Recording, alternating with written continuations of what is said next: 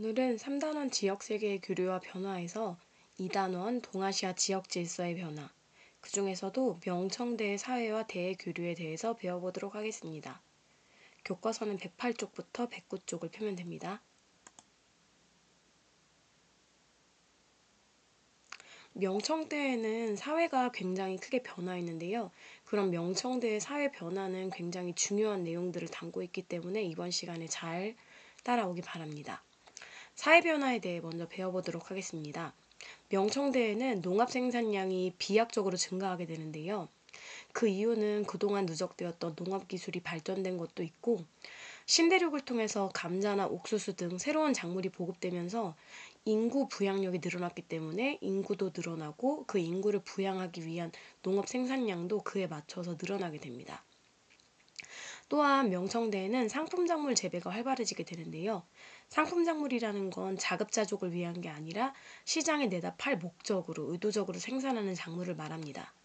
그러한 상품작물에는 가장 대표적인 차, 사탕수수 등이 있었고요.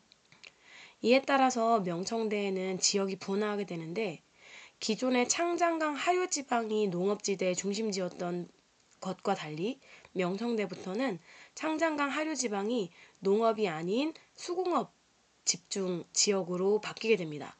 즉 기존의 창장강 하류지방은 수공업 지역으로 바뀌게 되면서 창장강 중상류지방으로 농업의 중심지가 이동되게 되는 것입니다.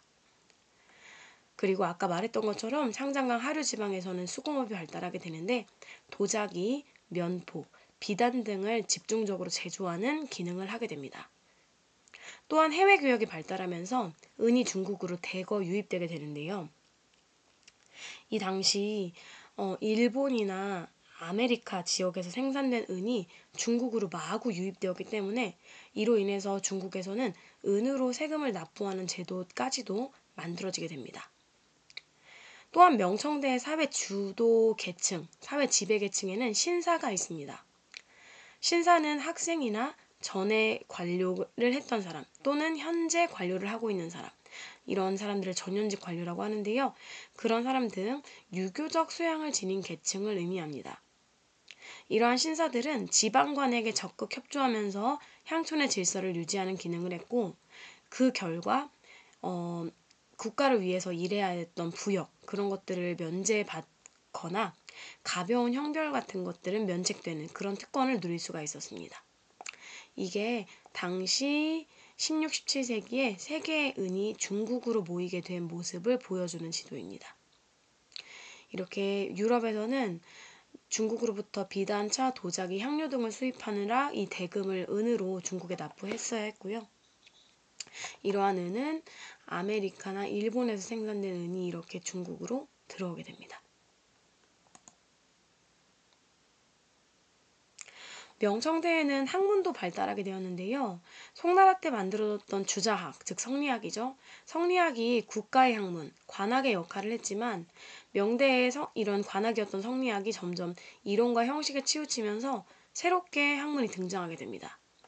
명대에 유행했던 새로운 학문에는 양명학이 있는데요. 양명학은 왕수인이라는 사람이 만들어낸 학문입니다. 성리학이 이론에 좀 집중을 했다면 양명학은 실천도 함께 이루어져야 된다는 걸 강조하는 거였어요. 그래서 올바른 지식과 행위의 일치를 강조하는 즉 지행합일, 즉 지식과 행위가 함께 이루어진다라는 걸 강조한 학문이었습니다. 성리학에 비해서 실천성을 훨씬 강조한 학문이었어요. 고증학은 청대 때부터 유행을 하게 되는데요. 고증학은 증거를 통해서 뭔가를 찾아낸다는 학문이라고 이해를 하면 됩니다.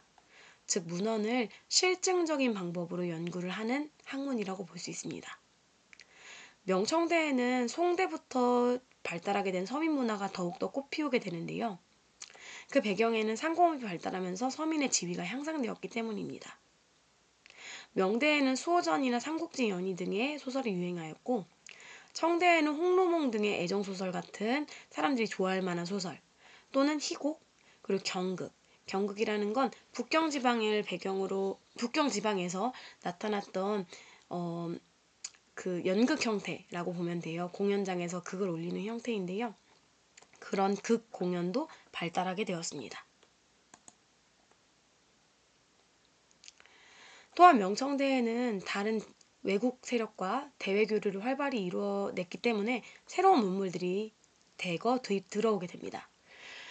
명중기 전까지만 해도 바다로 나가는 것을 금지하는 해금 정책이 진행이 되었었는데요. 하지만 이 해금 정책이 무의미해지면서 결국 완화되면서 서양 상인이나 선교사가 중국에 대거 들어오게 됩니다. 이런 서양 상인이나 선교사들은 천문학, 역법, 지리학 등 서양의 학문을 소개했는데요. 특히 마테오 리치가 소개했던 고녀만국 전도는 이게 고녀만국 전도거든요. 중국이 세계의 중심이라 믿었던 중국인에게는 큰 충격을 주었습니다. 그 전까지만 해도 관념적인 지도가 만들어지면서 중국이 세계 전체의 거의 절반 이상을 차지하고 있는 그런 지도가 만들어졌었는데요. 그런 지도를 깨주는 이런 세계 지도인 고녀만국 전도가 도입이 되면서 중국인들은 내가 세계의 중심이 아니구나. 세계에서 중국은 요만한 사이즈에 불과하구나. 이런 것들을 느끼게 되면서 많은 관념적 변화를 일으키게 됩니다. 또한 대외교류를 통해서 유럽에는 중국 문물이 대거 퍼지게 됩니다. 당시 유럽에서 대유행했던 것이 바로 중국산 청아백자였는데요.